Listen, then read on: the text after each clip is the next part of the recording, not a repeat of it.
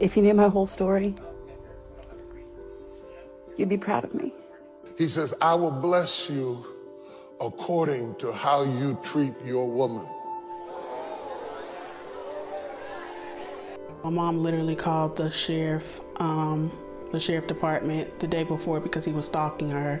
There are calls for justice after a woman was shot and killed outside the Spalding County courthouse.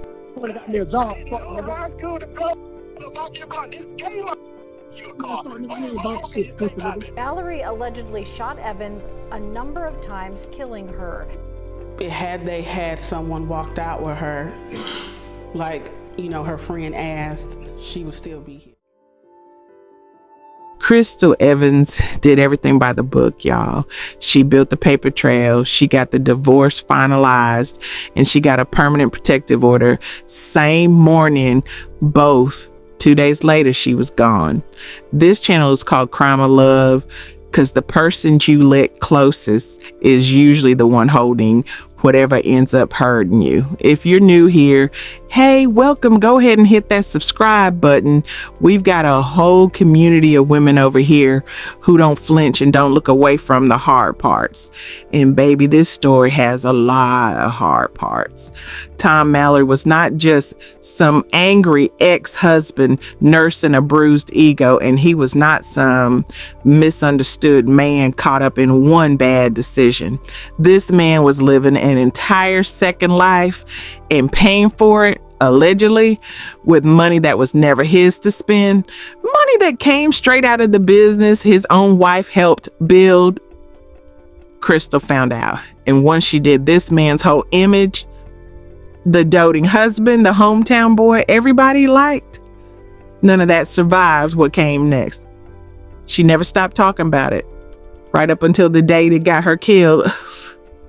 Krystal Evans grew up right there in Griffin, Georgia, and she built her whole career in real estate, one closing at a time, no handouts, just hustle. Her daughter Precious says her mama never met a stranger in her life, and she loved on her cats like they were her own children. She and Tom went back to childhood, decades of history between them, long before there was ever a wedding ring or a business or a daughter named Precious in the picture. 20-some years married to a man she'd known her whole life, and still, somehow, she didn't know the half of what he was doing behind her back. 2 days before she died, Krystal wasn't hiding out scared in her house. She was planning a party. Now let's talk about Tom, because baby, we have got to talk about Tom. 20 years Krystal knew this man. Childhood friends turned husband and wife, the kind of history that's supposed to mean you know somebody down to the bone. She did not know this man, not even close. Behind closed doors, Tom Mallory was living an entire second life with multiple men, all while Krystal was at home holding down their business and raising their daughter.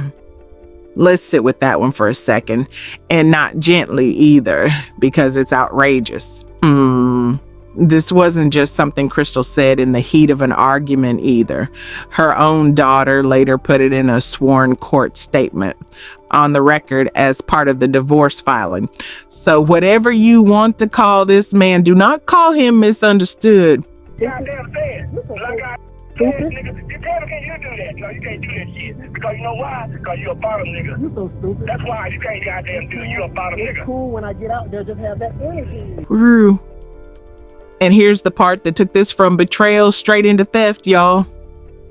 Krystal said this man was funding that whole secret life with money out of the business.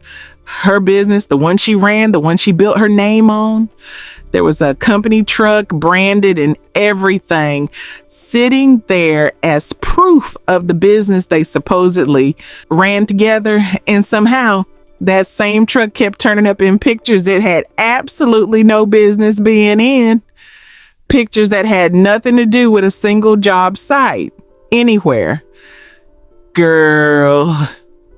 Now I need y'all to understand something. This isn't a story about who Tom loved. Love your business. Love whoever you want to love. Nobody's got a problem with that. This is a story about a liar. A grown man who took his wife's hard work, her name, her business, and used every bit of it to fund a life he was hiding from her. And then let her carry the weight of running that business while he was out spending his money on somebody else entirely. That's not a man going through something. That's a coward and a thief wearing a wedding ring as a costume. Sir, Krystal found out anyway, because Krystal always found out. She started posting, she started talking, she brought receipts, screenshots, recordings, all of it straight to Facebook for the whole town to see. Now, see, that is a very particular kind of humiliation, getting exposed by your own wife on the same app your cousins use to sell plate lunches and prom dresses. People in Griffin were talking, y'all. Neighbors, church folks, people who known both of them since they were kids, all of them watching this unfold in real time, one post at a time, like it was must-see television nobody could look away from.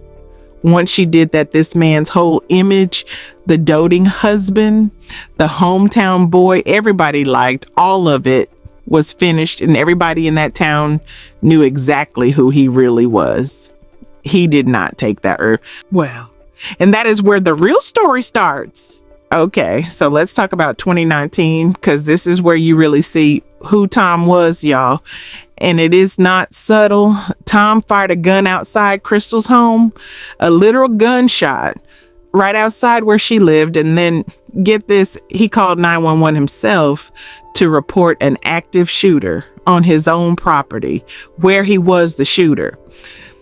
Now, I want y'all to sit here with me for 1 second and think about the nerve it takes to pull a trigger and then call the police yourself, pretending to be the scared one. That is not panic.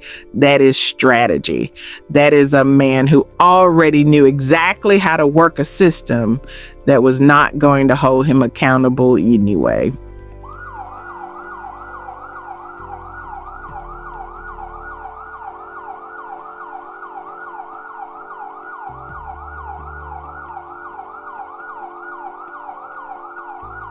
Krystal later said in her own petition that the responding deputy told her something she never forgot, that he had nearly wrecked his own car rushing out there because he already believed the next call to that house was going to end with her in a body bag.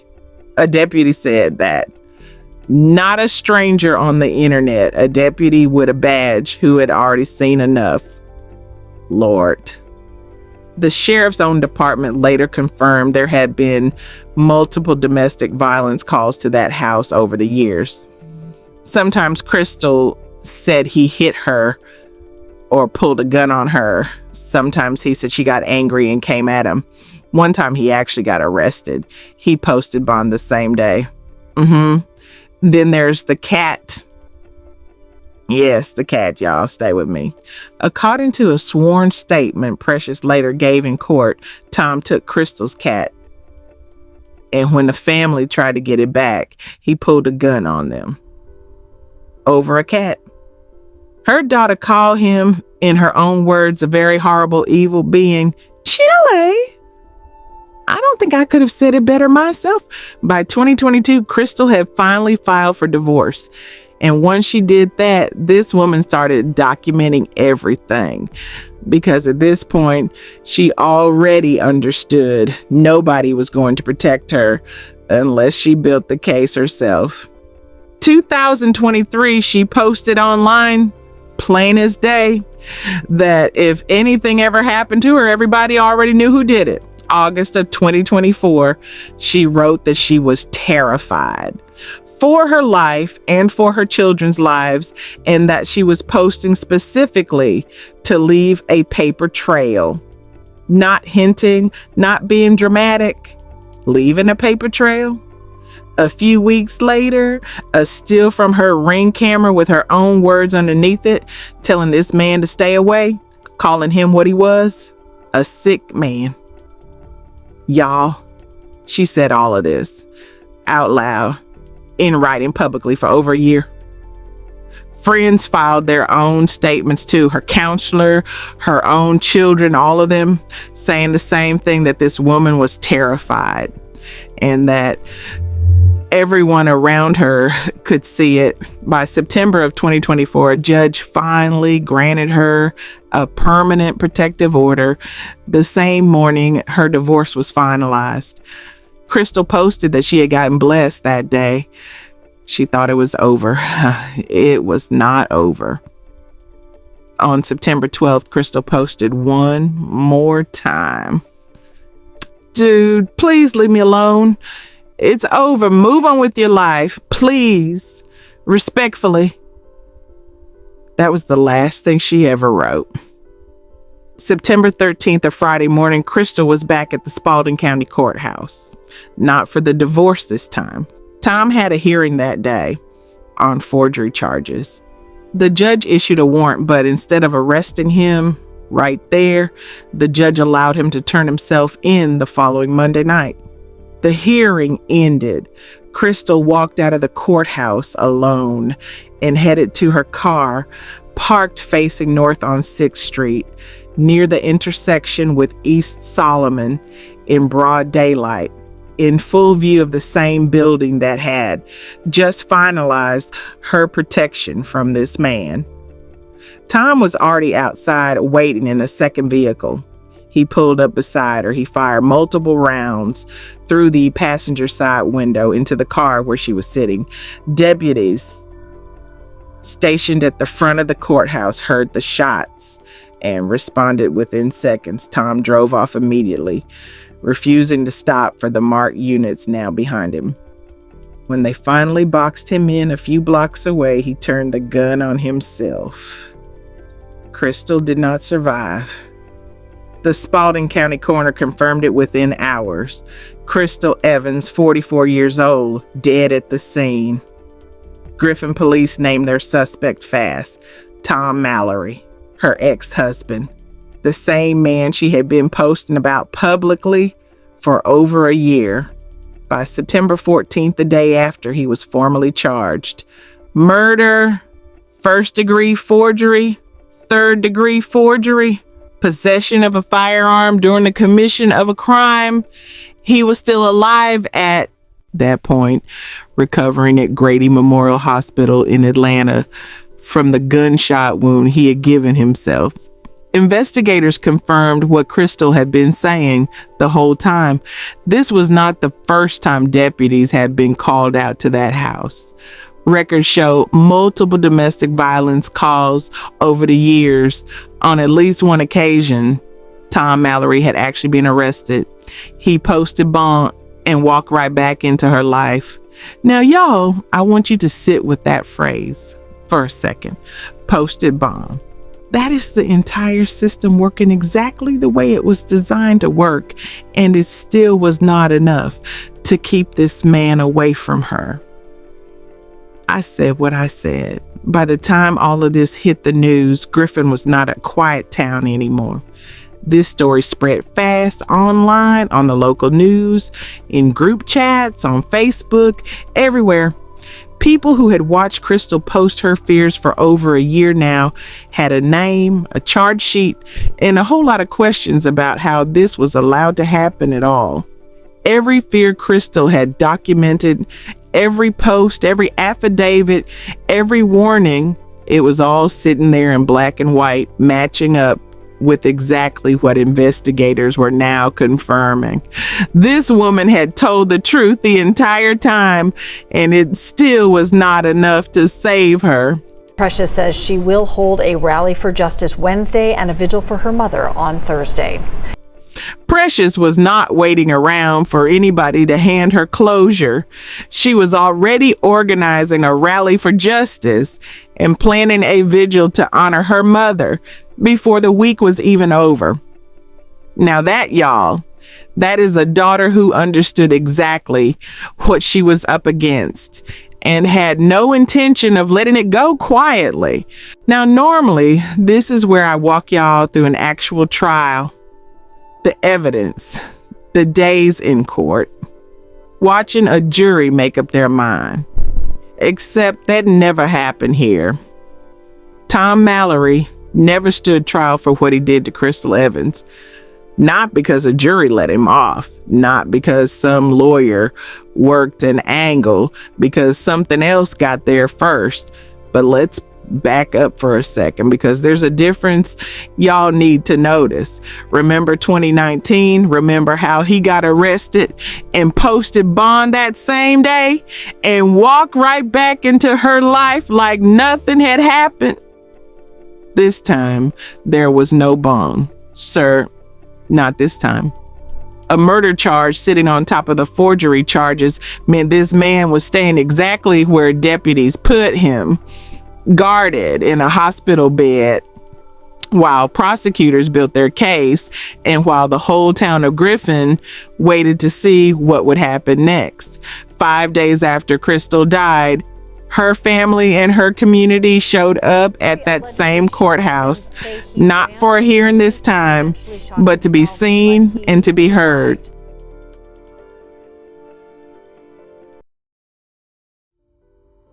That is exactly what it feels like, y'all. Fighting for someone and getting shooed away every single time, right up until it is too late to matter. Precious stood right there and made her position clear.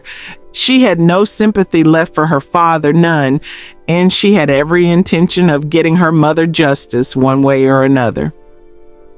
Meanwhile, at Grady Memorial, Tom Mallory's condition was not improving. Griffin residents were left in a strange kind of limbo, watching a man who had never once faced Krystal in a courtroom and now might never have to. For the first time in this entire relationship, Tom Mallory did not get to just walk away. He did not get the ending anybody expected either. On September 28th, Tom Mallory died at Grady Memorial Hospital. Not from a trial, not from a sentence, from the same self-inflicted gunshot wound he gave himself the day he killed her, moved from the ICU into hospice until his body finally gave out. The county coroner confirmed it himself. No parole hearing, no appeal, no courtroom for Krystal's family to sit in and finally exhale. Griffin police confirmed Just gone. Domestic violence. Mom literally called the Now, before that happened, Sheriff Daryl Dix had already gone on Facebook to explain at length why none of this was on his deputies. Dix says, quote, "Do improvements need to be made to the law? Yes, they do. Maybe it wasn't a deputy or my agency that failed. Maybe it was the law itself." He also called it, in his own words, a toxic relationship, one where deputies could not always tell who started what. Now, I want y'all to notice something. A woman posting for over a year that a man is going to kill her is not the same thing as two people who just do not get along. Okay. Krystal's family says a friend asked a court clerk to arrange an escort for her that day. The sheriff's office says surveillance shows she walked right past deputies in that lobby and never asked for help at all. I am going to be honest with y'all. I was not in that lobby and neither were you. So I cannot tell you with 100% certainty which version is exactly right. Here is what I can tell you. Either a request got made and it fell through the cracks somewhere between a clerk and a deputy, or nobody thought to offer an escort to a woman who had spent over a year publicly begging for protection from the man now waiting right outside. Pick whichever one bothers you more, because honey, they are both bad. Not once did you offer your condolences, sympathy, or anything for my mom. That post was to clean his face, to clear his name. Precious did not receive that Facebook post the way the sheriff probably hoped she would. Not once, she said, did that man offer her family condolences. Not once did he check on them. That whole post was not sympathy. That post was damage control dressed up as an explanation. And Krystal was not some rare isolated case either. Georgia lost over 1,700 people to domestic violence in a single 10-year stretch, and guns did most of that killing. So when I tell y'all this keeps happening, I am not exaggerating for the sake of a story. I am telling you the truth because Krystal already tried to tell you herself, and it still was not enough. Her family did not stop at being angry either. They turned all of it into Krystal's Law, an actual piece of proposed legislation aimed at closing the exact gap that let this happen in the first place, because somebody had to do something with all that anger. And Krystal's family decided it was going to be them. Krystal Evans was 44 years old. She built her own career, one closing at a time, helping other families find their own front doors. She raised a daughter who clearly has her fire in her. She never met a stranger, and she loved on her cats like they were her own children. She had just gotten free. That party she was planning after the divorce, after the protective order, after finally getting a piece of paper that told her this was over, she never got to have it. Lord, have mercy. There is something about a woman who spent her whole career helping other people find a safe place to land, who could not find that same safety for herself, no matter how hard she fought for it. Precious still has to carry all of this, but she also gets to carry every single thing her mother taught her about documenting the truth, about not shrinking herself just to keep somebody else comfortable, about fighting even when the system does not fight back for you. Krystal spent the last year of her life leaving a paper trail, post after post, statement after statement, so that somebody somewhere would finally believe her. Somebody should have believed her sooner. But y'all, we believe you, Krystal. Rest well. Now I need y'all to drop something in the comments for me. If a friend asking a court clerk for an escort is not enough to get somebody protected it sitting right there in a courthouse, then what exactly is a protective order actually protecting? I want to hear your honest answer, not the polite one. If this story got you some type of way, go ahead and hit that subscribe button, because we've got a whole community over here that shows up for women like Krystal every single time. And if you want to actually do something with that anger, look up Krystal's Law and see where it stands. Krystal Evans documented her own truth for over a year so that somebody would finally believe her. We heard you, Krystal. We're still listening.